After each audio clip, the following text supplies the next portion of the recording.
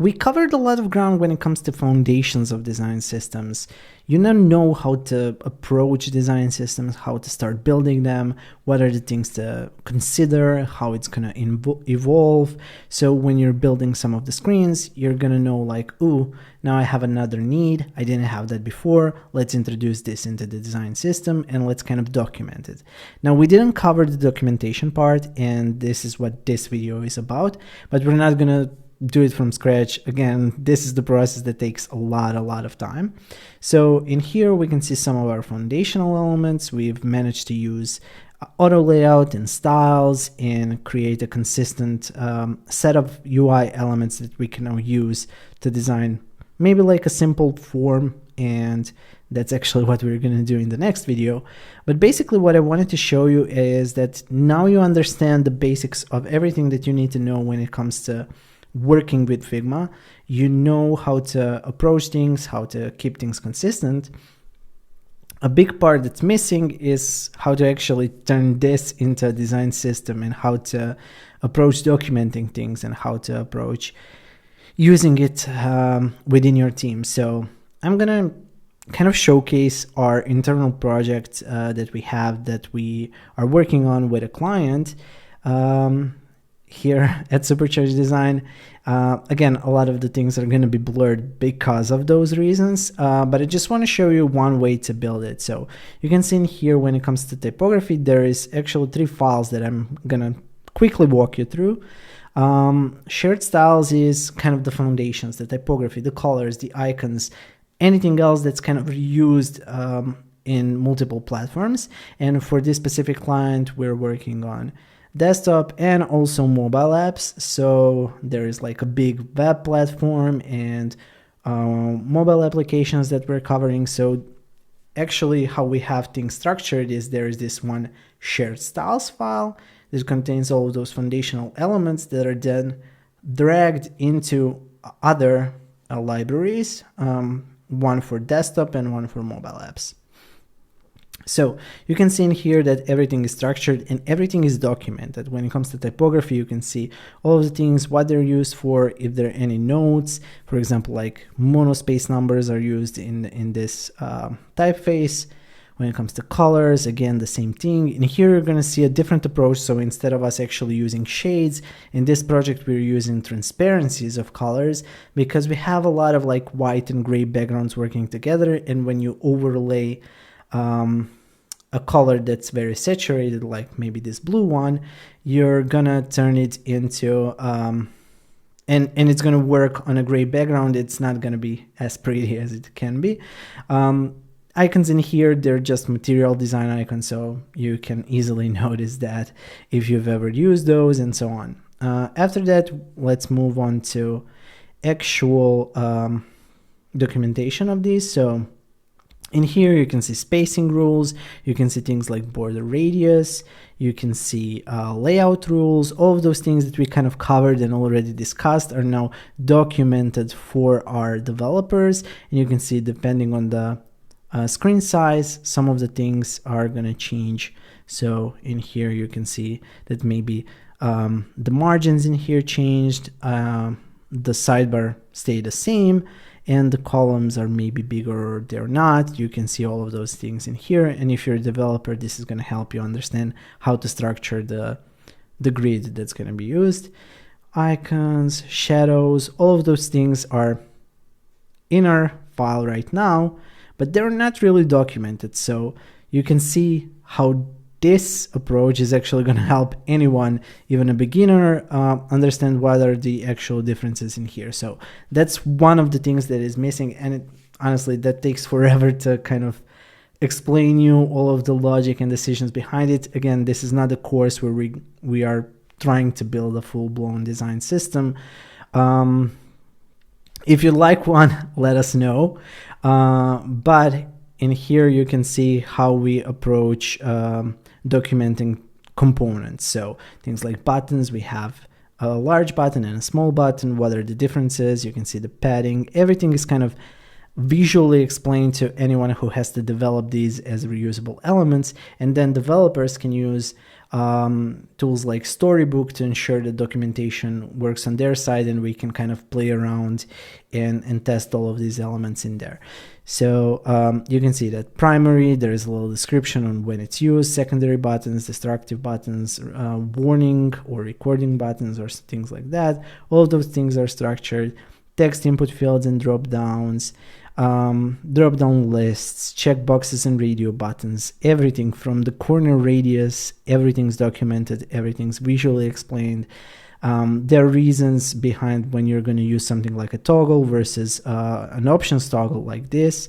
And again, naming doesn't have to be following any other design system. You can get inspired by things that teams at Google have done, at Spotify, at Apple, and Shopify, and IBM, and like there's tons and tons of different design systems that are available online.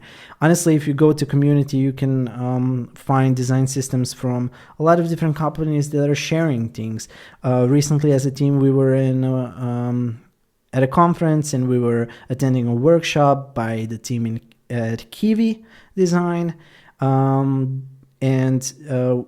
honestly, all of those things are available in Figma, so you can explore their design system and how they are structuring things. And honestly, they have a pretty big website where they're publicly announcing all of those updates and things that they're working on. So everything from a model and how things are gonna expand, and you can see in here that some things are not as easily made in design systems, so maybe you just kind of have to have a mock place where you're gonna add things.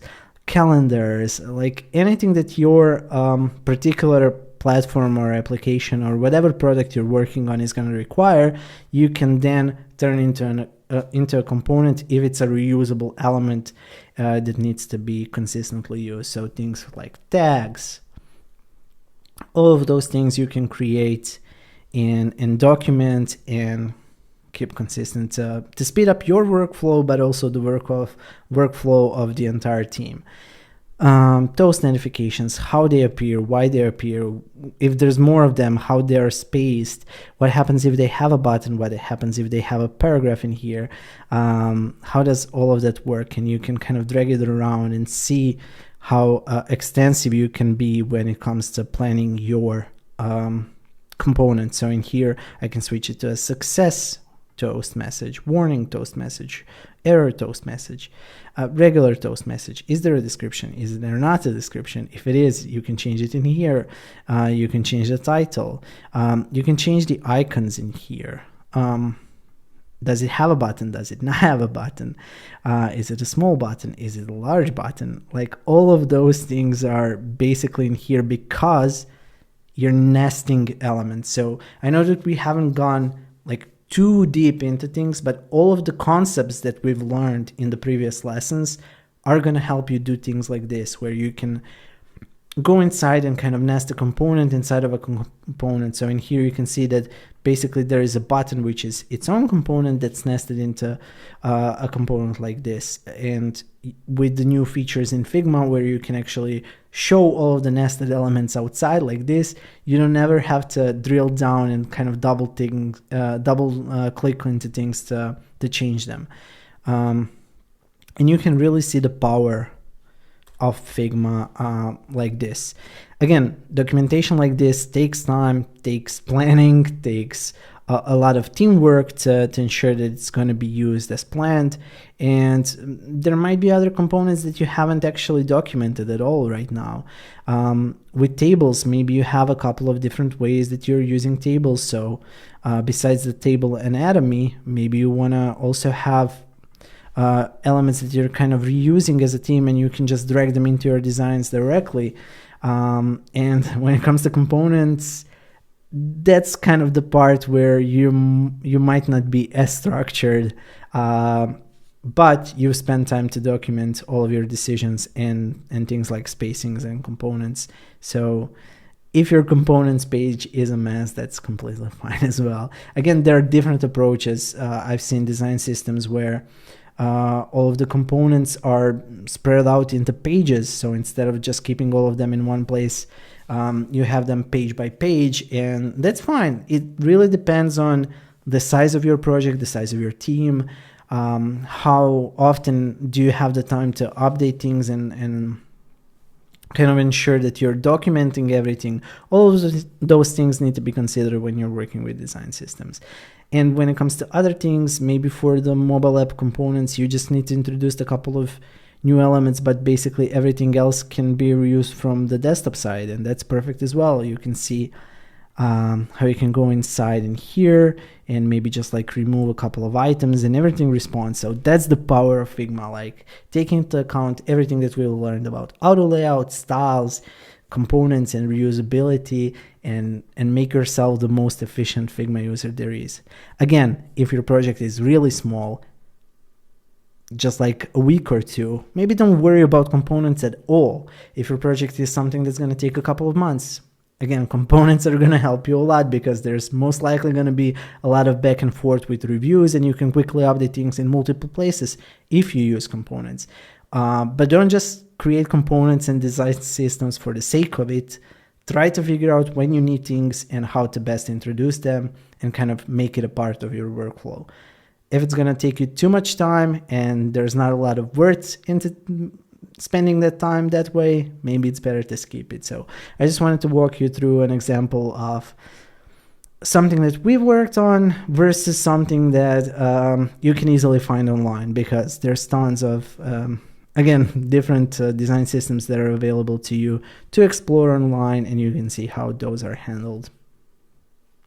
Hopefully this was helpful. Again, I know that I wasn't able to show a lot of things, but if you have the time and if you want to learn more from this, like pause this video at certain points, try to kind of explore what I've shown and kind of learn from all of those things. Even though, honestly, with everything that we already went through, I think you understand how this is supposed to be built. Now with these examples, you also know what is one way that you can document it, and it doesn't have to be the only way that you can do it.